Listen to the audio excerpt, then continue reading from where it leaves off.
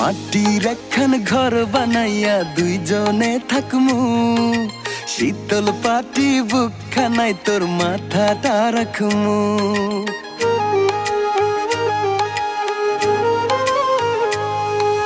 মাটির একখান ঘর বানাইয়া দুইজনে থাকমু, শীতল পাটি বুকখানায় তোর মাথাটা রাখমু।